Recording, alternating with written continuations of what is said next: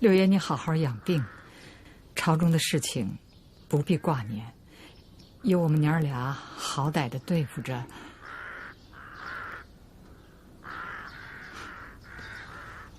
皇上还有什么话要对你六叔说吗？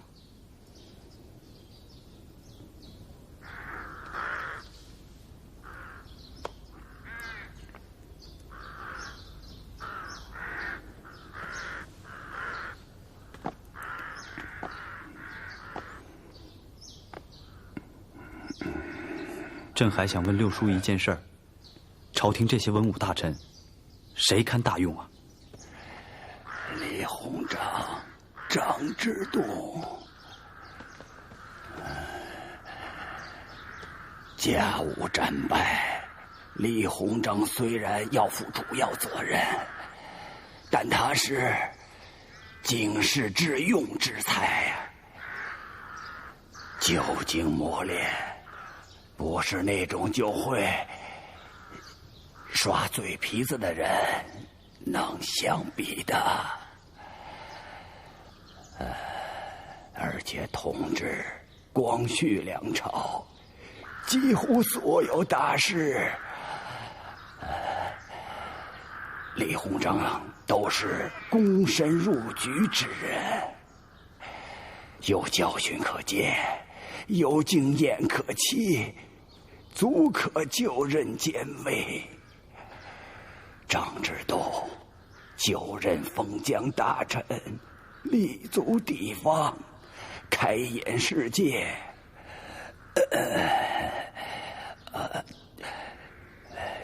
既有违心之志，且有违心之才，而且他的学问极好，中学西学融会贯通。皇上要维新，要变革，由此二人主持，我大清的国事定可有大的起色呀。那六叔以为翁师傅如何？六叔，皇上，你重用翁同龢，举九州之铁，不能铸此大错呀！六叔，老六，六叔，六叔，此人居心叵测，虎视弄权。朕都知道了，六叔，你别说了。翁同龢身为帝师，皇上和太后都对他宠幸有加，臣这样评价的，皇上、太后不会高兴，但臣是将死之人，不把这话说出来，对不起我爱新觉罗的列祖列宗啊！六叔，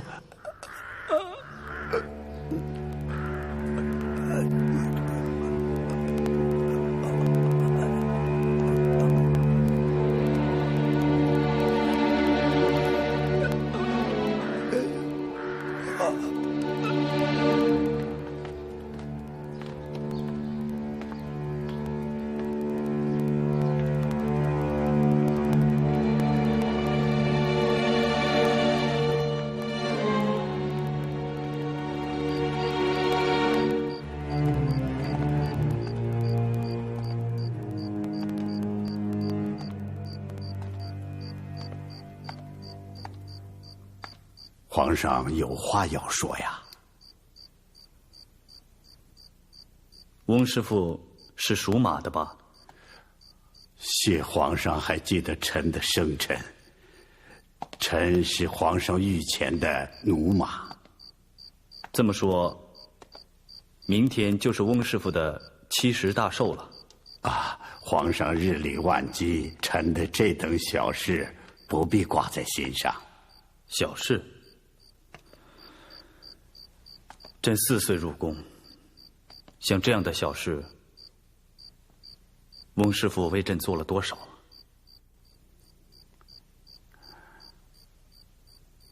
人生在世，识字是啊。朕的字是跟翁师傅学的，朕的文章是翁师傅教的，朕的从政经验是翁师傅一课一课教授的。翁师傅，皇上这么一说，倒使臣想起了许多往事。皇上何必再提这些呢？来人呐！这是亲爸爸赐给你的寿礼。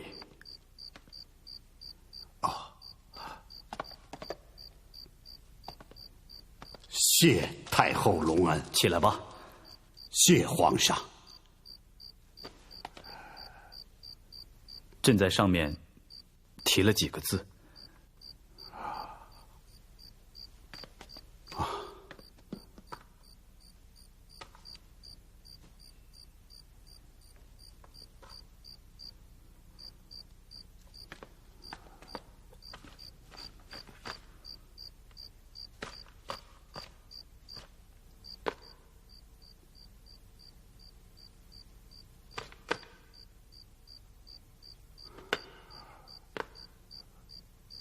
留作纪念吧，翁师傅。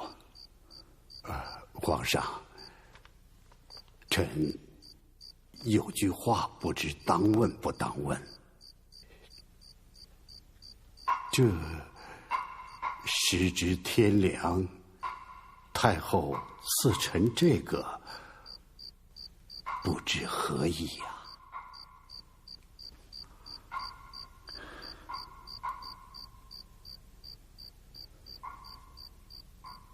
翁师傅，朕不会忘记你的。皇上，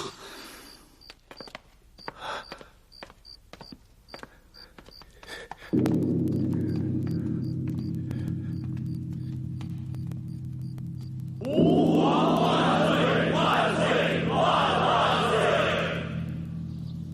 宣旨。这。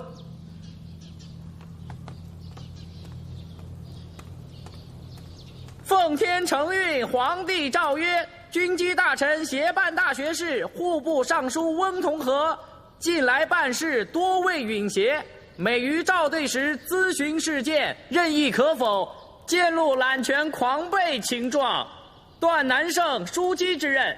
孤念其在玉清宫行走有年，不忍遂加严谴。翁同龢着即开缺回籍，以示保全，钦此。臣领旨谢恩。皇上有旨，宣康有为上殿。公公们要都是像你这样的声音，那可就不是太监喽。好了，你们的老师现在要见到皇上了，皇上会怎么说呢？翁同龢被罢了，我若是皇上，便立即宣诏，恩旨康有为玉清宫行走，为朕的师傅，钦此。胡说！就盼着你们的老师升官啊！说正事儿。皇上会说，我大清统治中兴以来，法一直在变，建了新学堂，办了新实业，船政、铁路、练兵都有起色，这不是始终在变法吗？康先生所言的变法，与我大清始终之变法有何不同？好，皇上一定会这样问的。皇上问的对。我大清始终在变，但这都不是变法，而是变事。法者，事之纲也；事者，法之目也。臣相信，数十年来，王公大臣都谈过变法，但所言者，实在都是变事，所作者更是枝节，而非根本。皇上圣谕。国事不可为，臣以为并非事情不可为，乃体制不可为也。好。甲午一战，便是我大清30年办事的试金石。目随章而纲不取，这不行啊！我大清之变法，应如矗立泰山之巅，目光不为枝叶所蔽；应如渔夫捕鱼，举纲而不为众目所缠。如此高屋建瓴，纲举目张，方是今日之变法。好，老师这变式与变法之论，可谓条分缕细，泾渭分明，一定会深得圣心啊。不过，那些守旧的大臣，如徐同、刚毅者流，一定会出现难题的。你们都拿出些科举猜题的本事来，猜一猜他们会出哪些难题，以便有备无患。我是掌院大学士徐同，听康先生宏论，大开眼界。康先生的意思，此番我大清变法要大变特变，无一不变。可是董仲舒有言：“天不变，道义不变。”康先生要全变，难道要变天不成吗？问得刁。少变而不全变，变一而不变二，所变者亦成未变。这就好比一座宫殿，年久朽坏，小小的弥缝补漏无济于事，终要坍塌，必须拆梁换柱，方可经得风雨。那么，在您康先生的眼里，我这吏部尚书刚毅是您要拆的梁呢，还是要换得住呢？一个比一个刁。我是军机大臣荣禄。康先生刚才说宫殿年久朽坏，难道要把这紫禁城拆了？哼，牛唇不对马嘴，这是荣大人说的话吗？啊，好，再来一遍。皇上有旨，宣康有为上殿。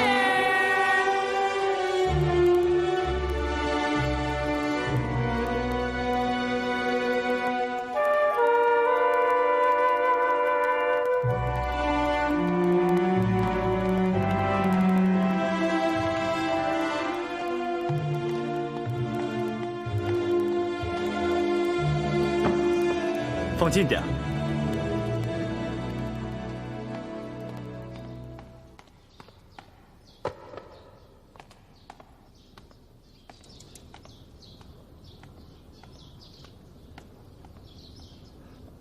谢皇上。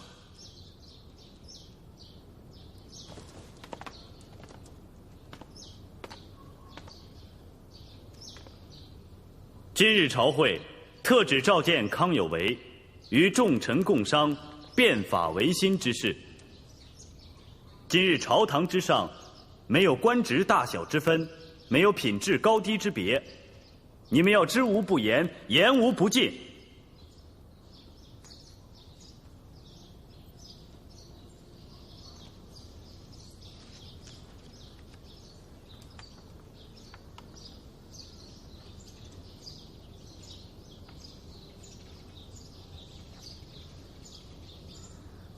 康有为，臣在。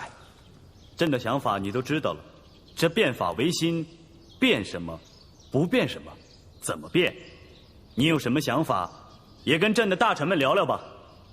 臣遵旨。不必跪了。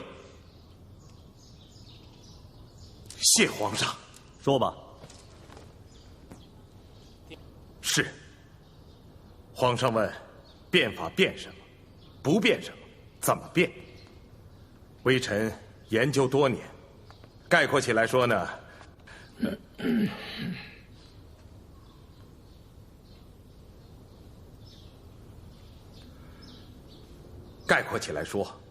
举凡4变：1变风气，2变教育，3变实业，4变制度。变风气者亦有4变：变服饰，变礼仪，变婚姻，变语言。康有为，臣在。你就先从变服饰开始讲吧。皇上，我大清服饰有朝服、祭服、公服、常服，不同爵位的王爷、不同等级的大小臣工又各有其服，且有不同的刺绣图案，以示区别。这显得过于繁杂。臣以为西洋服饰简洁明快、干净利索，可仿效之。这看起来是小事，可事关维新大局啊！变法之先，服饰先变，国人看上去仪表一新，意气风发。所谓苟日新，日日新，一国新人跟着皇上变法，这才像个发愤图强的样子。康有为的话说得好。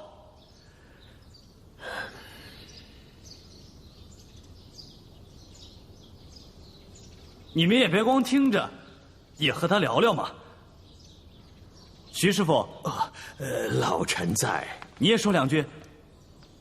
老臣对我大清服饰的典故略知一二，记得还是在我大清入关之前，就有人提过要改换衣冠。可老祖宗把我们前辈的王爷召集在祥凤楼，告诉他们，我们大清的服饰永世不得更易。这是为何呀？为了上马杀贼呀！我大清的服饰专为骑马射箭而制，我大清马上得天下，骑射定乾坤。徐师傅，你说当年咱们要换上汉人的衣服，衣宽袖大啊，一动就兜风，磕磕绊绊的，那怎么还骑得了马，打得了仗啊？刚大人的看法跟老夫一样啊，老夫算是倒了8辈子霉喽。府邸就在那洋人的使馆对过，与鬼为邻呐，整天看着那些洋男洋女们进进出出啊。就说那些洋男们吧，一个个西服革履，还浑身紧巴巴的，脖子上呢还系着一根上吊的绳儿，哼，找死呢！再说那些洋女人们呐，哎呦，一个个袒胸露背，她露的都不能再露了，她招蜂惹蝶呀！你再看看我大清男人的服饰啊，多气派！那女人的旗袍多漂亮！为何要改？在老夫是看不出道理所在。徐师傅就看到这一层，浅了，浅了。老祖宗将我大清的服饰定为万世不可改易的祖制，也就是不能忘本，这就是高瞻远瞩，倒不是同那洋衣洋装比高低，那根本就不是一回事儿嘛。刚大人教训的是，老夫短浅呐。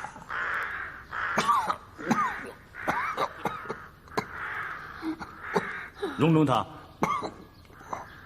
你奴才听着呢。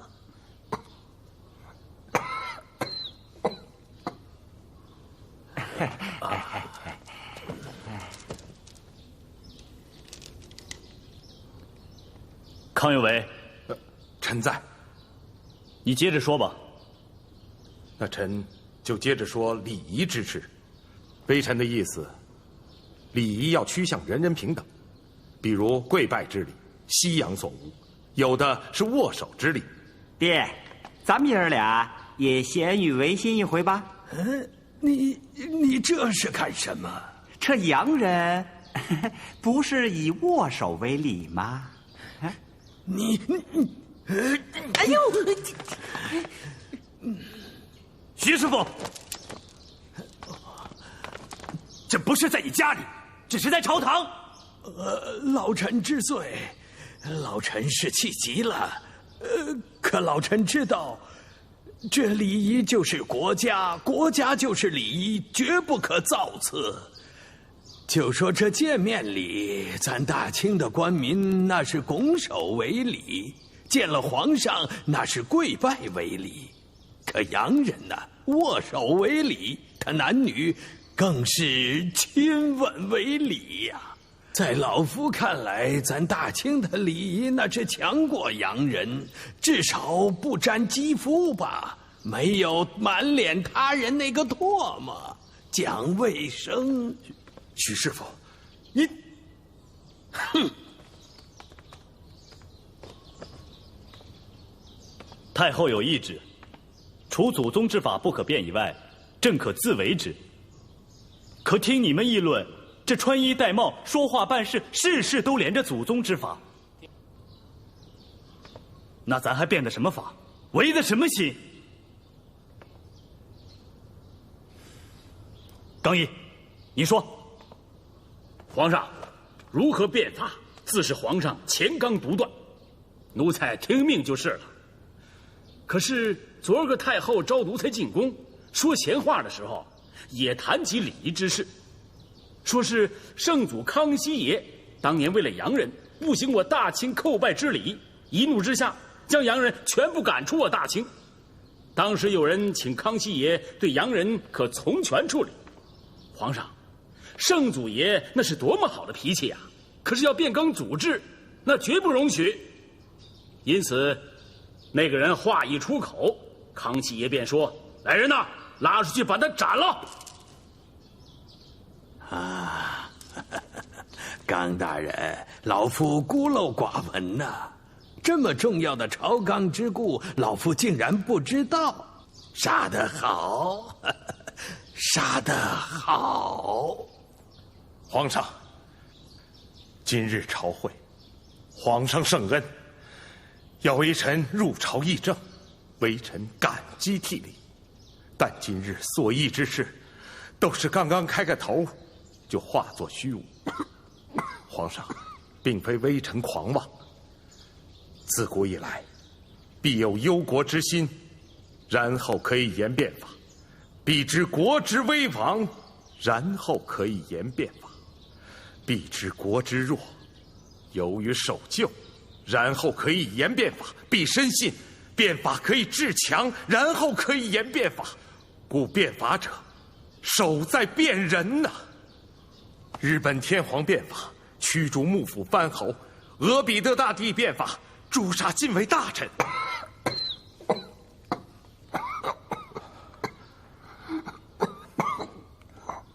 所有这些非常手段，都是为了变法呀。变法难呐，皇上。有拦路之虎啊！皇上，皇上，臣冒死陈奏，杀几个一二品的大臣，这法就变了。皇上啊，皇上！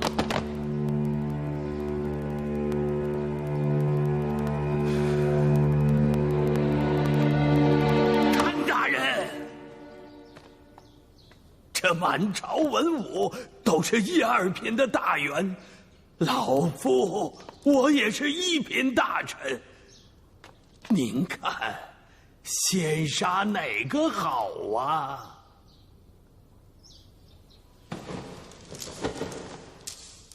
徐师傅请了。以微臣看来，这朝堂之上的文武大臣，都应是我大清的忠臣，不能也不会做出让朝廷杀你们的事。可是有谁阻碍皇上的变法维新，那就是他自己。找死！康大人，你的刀呢？先杀我好了。哎，康大人说什么呢？啊，康大人是我推荐给皇上的，要杀也得先杀我呀。皇上，皇上，皇上，皇上！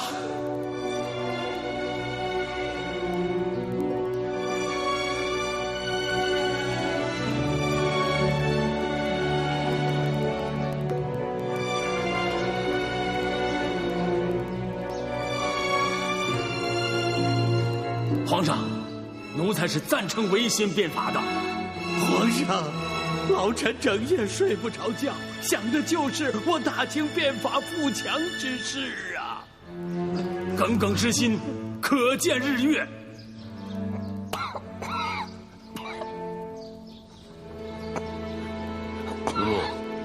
奴才在。宫里刚来了一种药，朕觉得很有效。待会儿，朕让御医给你送去吧。谢皇上。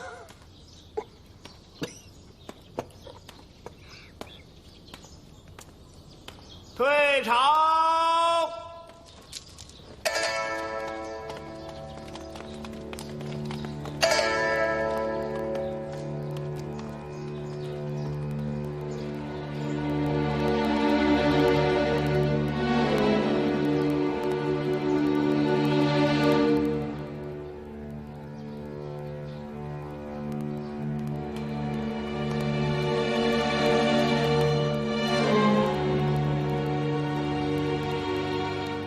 皇上，天下大事，无过变法维新。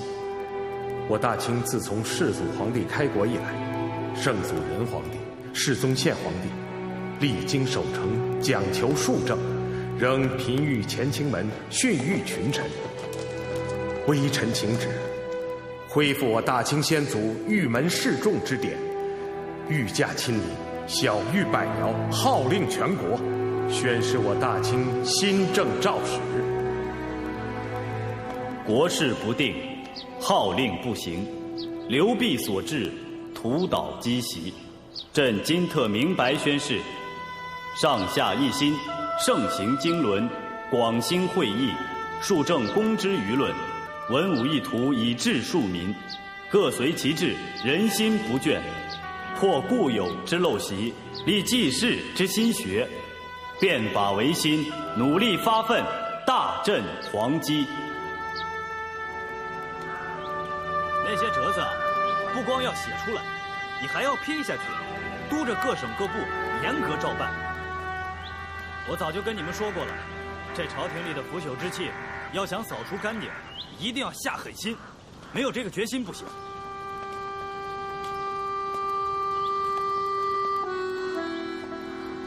哎，对了，刚呈上来这几份折子，你们都看了吧？只要督着办，这不是已经有了答复吗？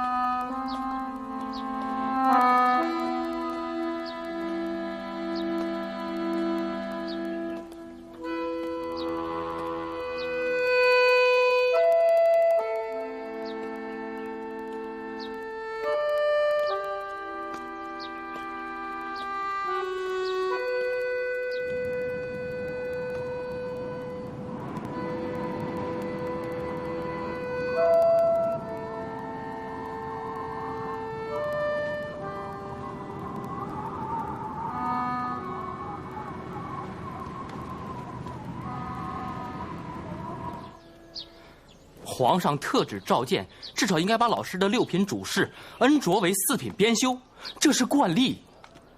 可皇上，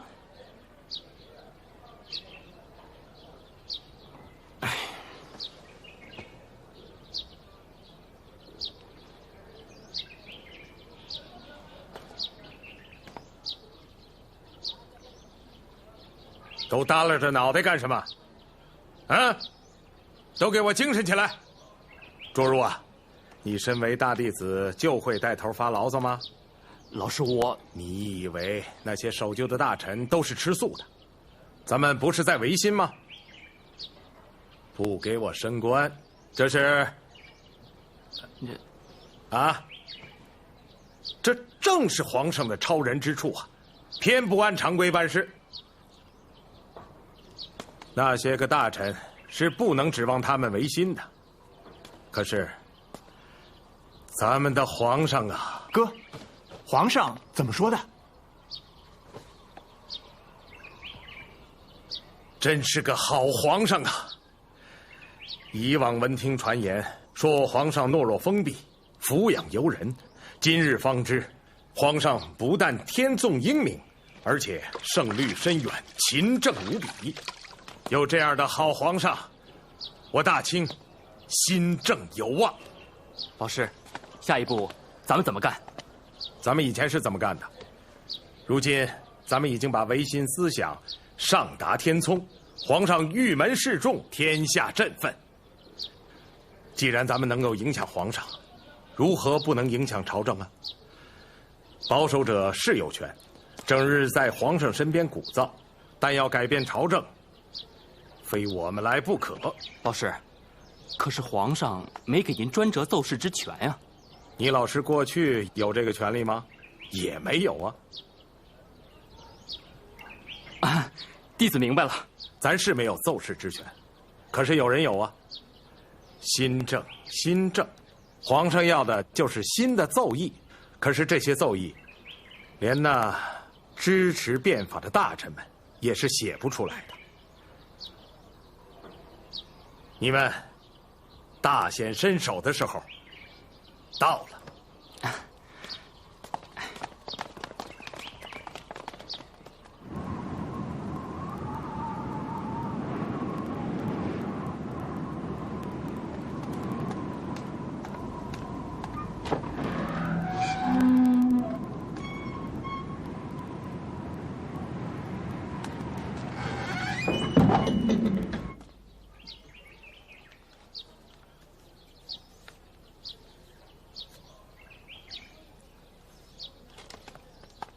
老师，这道折子改完了。哦。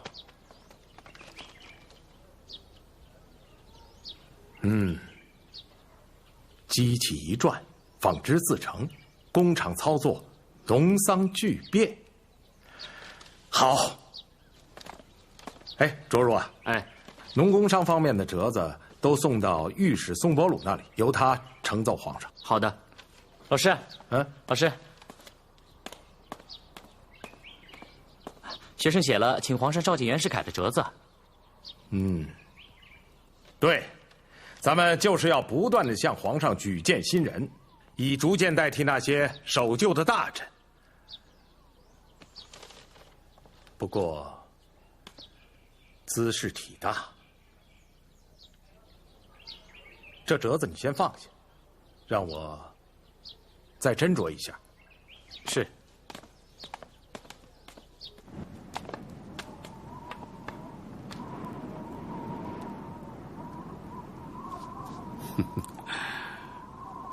仲华，少权，你可享福喽！吃得苦中苦，方得福中福啊！少权有何见教啊？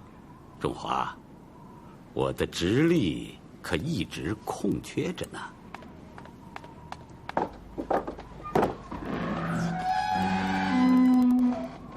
李中堂，太后有请。请。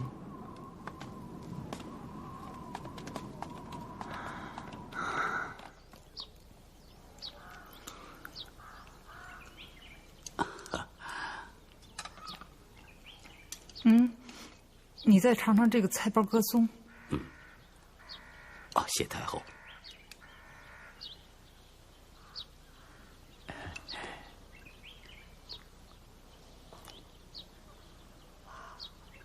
好吃。这松软不说，还有菜蔬的清香啊！哎呀，这真不知道是怎么做的。其实做起来也不难。就用那个麻豆腐和羊油、黄酱把它炒熟了，然后呢，再把20几种时鲜菜心剁碎了，也炒熟了，就和那个炒熟的麻豆腐拌在一起。最后就用洗干净的白菜叶儿，把拌好的料包起来就成了，带着菜叶吃。这个季节。到哪儿去弄这些菜心儿啊？是内务府从广东那边弄来的。哎呦，这下边的人还真尽心呢。可就是有心无力呀。就像上次你请我喝咖啡，吃那个奶油点心，我觉得挺好，让御膳房学着去做，样学的挺好。可就不是味儿。太后所言极是洋人的东西啊，咱们就学了个样，没学到根本。啊，你就说这变法维新吧，都是听说的，照猫画虎。那你就眼睁睁的瞅着他们胡描乱画。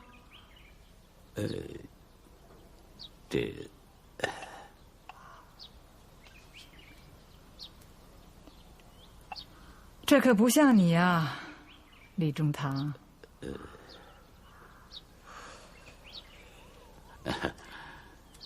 太后啊，真让老臣去画，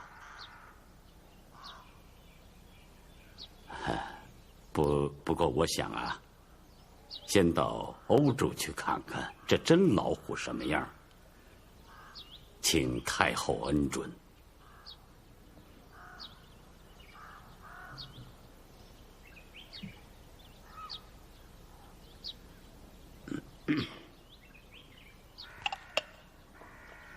你呀，我今儿个请你来呀，实质上我是让你出山，帮衬皇上。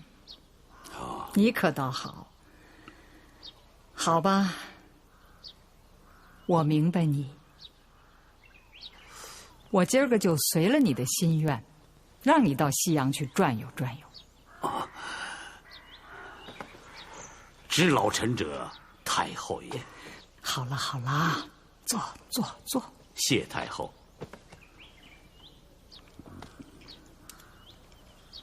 太后，荣中堂还在外面候着呢。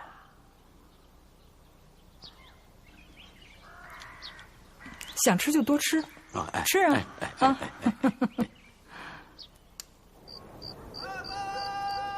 卓如啊，这个折子写得好，要办新政。却是事无实学，公无良师。皇上现在最需要的，就是通经济变之才。将同文馆改为京师大学堂，好啊！这正好为各省办新学树立了榜样。老师，那这道折子该由谁来上呢？还是交给御史杨申秀。你发现了没有？凡是杨御史上的折子，皇上还没有一道不准的。老师，关于制度局和建立医院的折子写好了。这个折子先放一放，守旧势力太大，先别让皇上太为难了。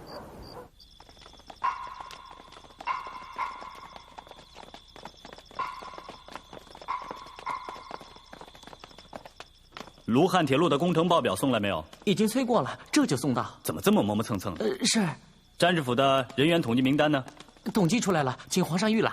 禀皇上，命陈宝简、刘坤一在上海市办机器制造局的谕旨已拟好，请皇上预览。禀皇上，命各省陆军改练洋操的谕旨已拟好，请皇上预览。禀皇上，命各省挑选学生赴日本留学的谕旨已拟好，请皇上预览。